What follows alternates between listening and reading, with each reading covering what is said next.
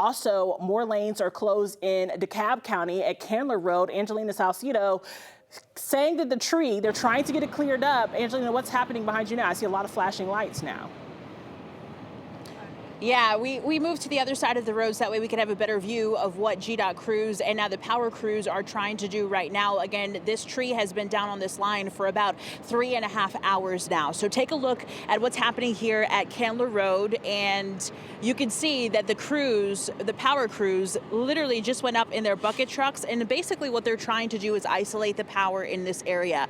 That's an extremely important part of them trying to get the power back restored in this area. Just because the power is out does not mean that a line isn't live. So what they have to do basically is isolate the section, then test and verify that they've isolated the right section, and then ground that line to then work on replacing the equipment in this area and then restore the power to the people who do not have power in this area. Now you can still see that there are certain places in this area that do have power. The majority of those, though, are businesses in this area. So we have like a package store, a Red Lobster, the U-Haul that you can see in the distance. Those stores all still have power, mainly because they have generators or they may not be connected to these power lines that we're taking a look at right now. So as these power crews continue to isolate the power, so then that way they can start the repairs that they're going to need to do, we have GDOT crews that are also in this area, and they're kind of towards the end over there behind this big black truck that has some equipment that they would use to cut down this tree. Again, before they do the cutting of this tree, they're going to need to make sure that the power is isolated, that that line that the tree is currently on right now is also off, so then that way they're able to remove that tree safely and then start to restore the power a little bit after that. So Candler Road here in this area has been shut down, again, like I said, for about 3 hours, 3.5 hours.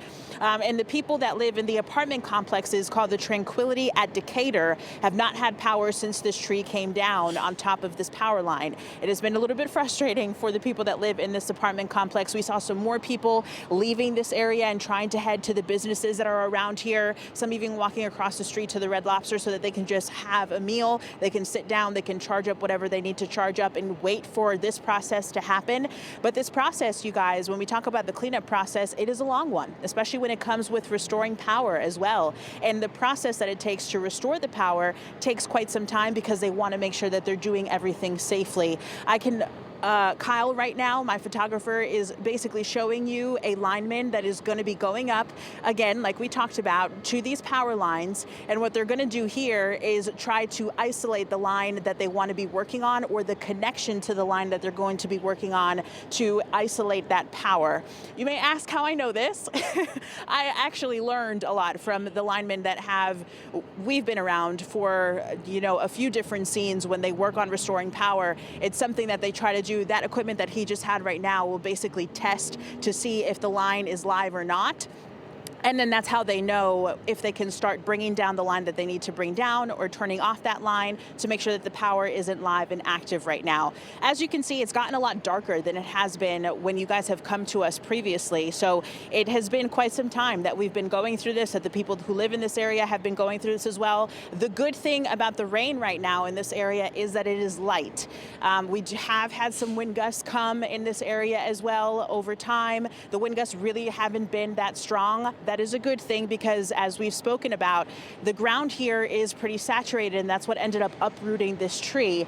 Kyle, if we can pan to the tree, then you can actually see, well, now there's a car in front of it, so we're not going to be able to see the roots from here. But we've shown you guys how big the roots of this tree are, and the fact that this was uprooted because of the wind gusts in this area and because rain fell on this tree made the tree a little bit heavier, and obviously made it hard for the tree to continue to stand up because the ground has been so saturated. So we're hoping that that doesn't happen anywhere else here in this area, and of course around Metro Atlanta as well as the night goes on. But here, power crews working diligently to try and isolate the power, then get power back and running to people here in this area. We have about 5,000 people without power so far in DeKalb County.